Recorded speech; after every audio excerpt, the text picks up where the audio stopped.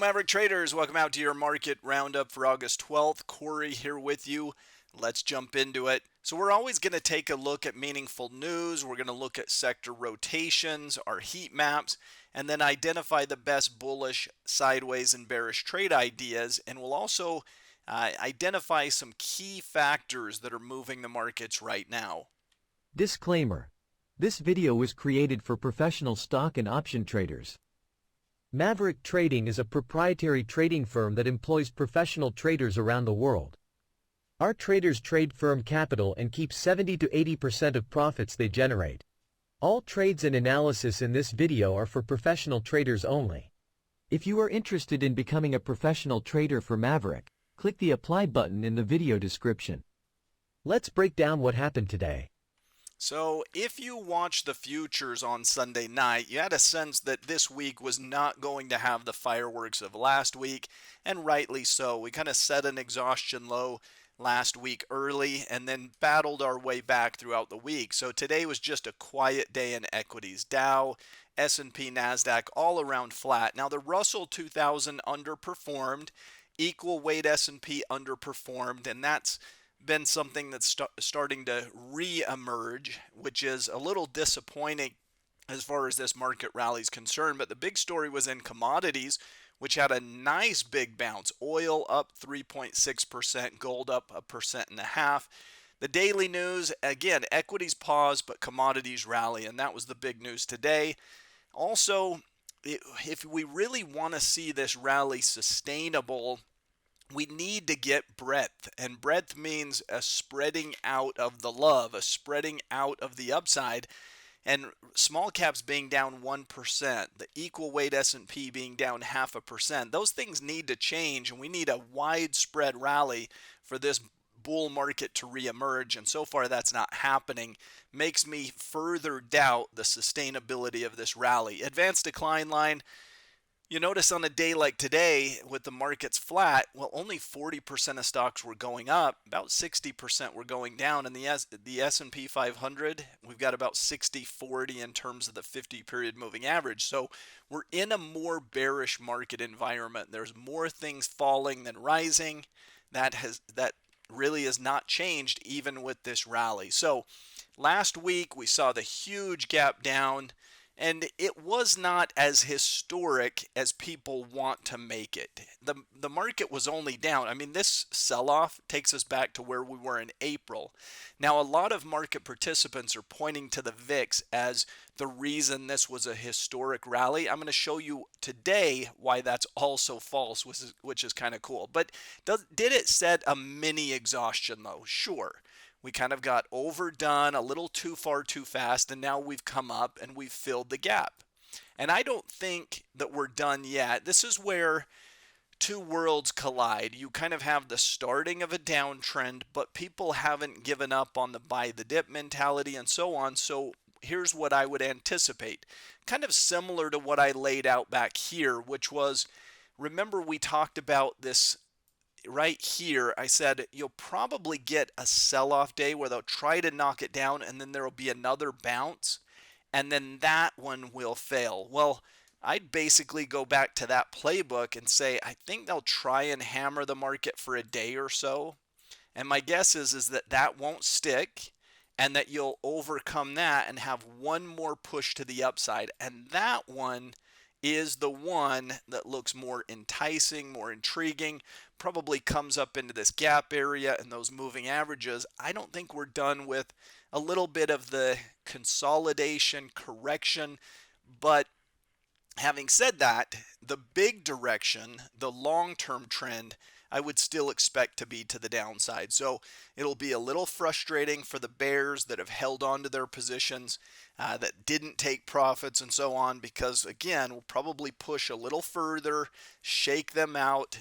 The bulls have control right now, and so you've got a little shakeout period to get rid of some of that bearish sentiment, and then it reemerges. Now, if we look at the NASDAQ, really the same thing. I'd expect them to try to knock the market down like here, then another little spike, and that's the one that fails. So maybe a sell-off day coming soon, then a couple more day rally, and then we fail from there, and away we go. Now, Why do I say this is not some historic bottom that we're going to talk about for some time? Well, last week, the VIX move really confused me.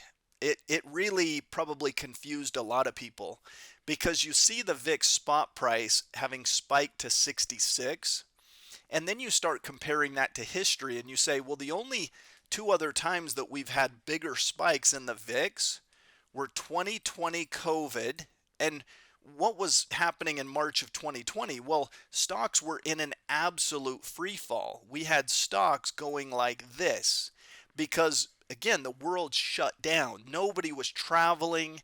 The business world shut down. The entertainment world shut down. Disneyland closed. Sporting events halted. I mean, it was historic, right? And the other one that spiked higher was back in 2008 and the global financial crisis. And again, the market was just absolutely cascading lower.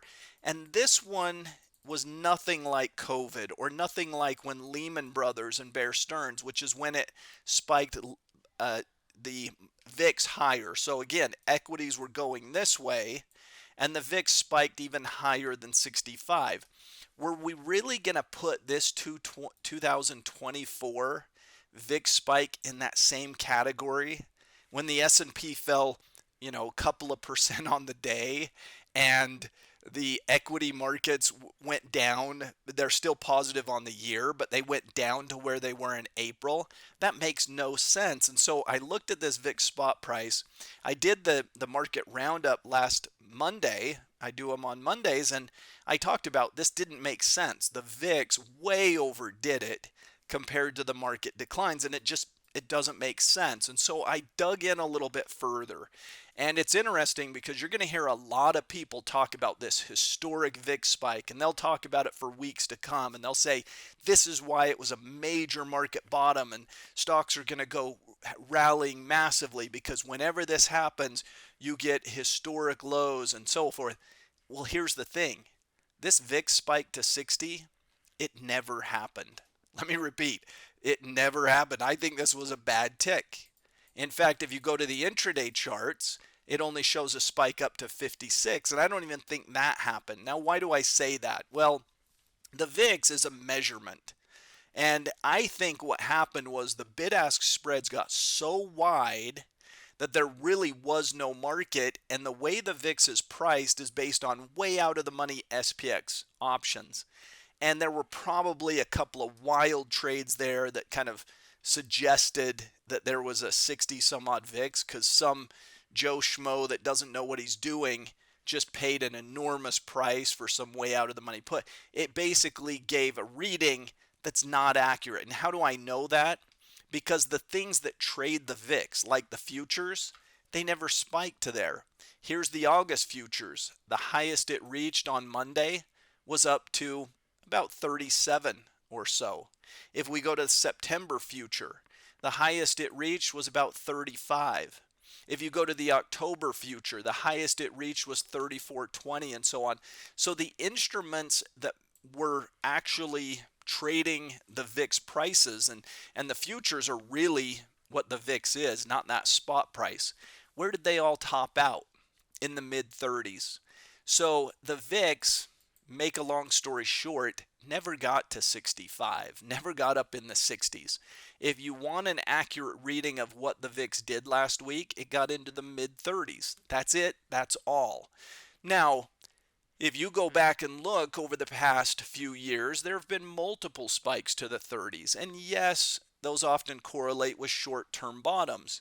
But it's not the last Monday was not this huge historic volatility event that so many people are going to try to suggest that it was. It just never really was that big and that historic. And I thought that was interesting. So now you know more than about everyone else in the markets because we dug in, we did a little bit of homework on it. We know that the VIX actually never traded to that. So what did the VIX do? Mid 30s. That's basically what last Monday was, which is a more normal equity decline.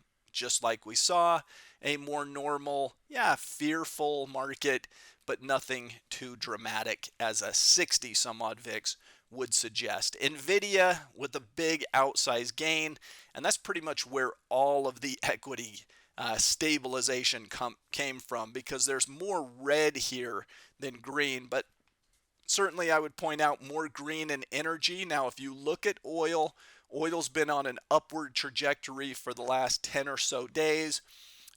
Oil markets have liked that. Oil equities have started to like that a little bit, but oil has been on a nice run to the upside. So, are equities out of the woods yet? I don't think so. I think we did create a little exhaustion low. We're in a corrective kind of shakeout phase, but I would still expect there's another leg to the downside and more volatility coming would be anticipated by me. Now, bullish trading ideas. I've got fewer bulls, more bears.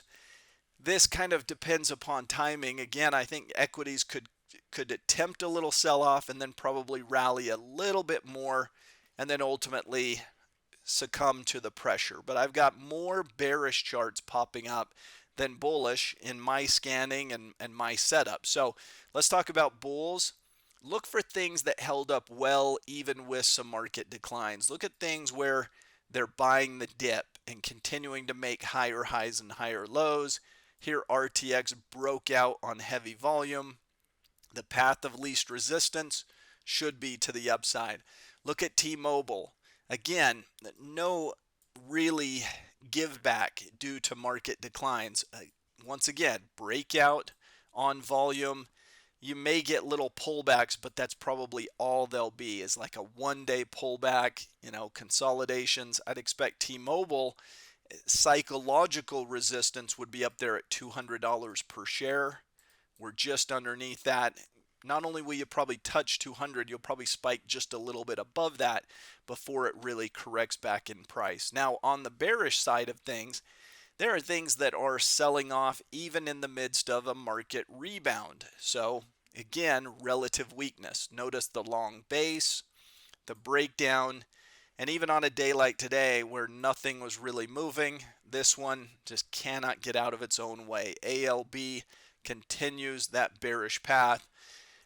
Williams-Sonoma, this one's a little bit more choppy, but I kind of like the setup here in terms of we've been through a consolidative phase, a little bit of higher lows, lower highs, kind of that volatility compression, moving averages bunched together, and then we burst to the downside. Now we bounce up, and this is very much like what I'm expecting in equities, where it tries to drop and then it rebounds a little further and then ultimately fails. I think WSM is on that path, probably back, and should make new lows. So from that 138 price, I'd expect it to head down towards the mid 120s over the coming weeks. So WSM has rebounded a little, has corrected a little, but should continue to lead on the downward trend path. Now, small exhaustion low, but not the historic equity low, not the historic high in the VIX, right? That erroneously was suggested by the number. Another leg lower still likely after this corrective phase. CPI comes out on Wednesday, and then plenty of earnings still. Applied Materials, Alibaba, Cisco, Deere, Home Depot. NU. What is NU? I don't even remember what that company that is. Walmart. So a few different companies to still watch and look at as reporting. Hope you enjoyed this market roundup. Have a great week, everyone. We'll see you next time.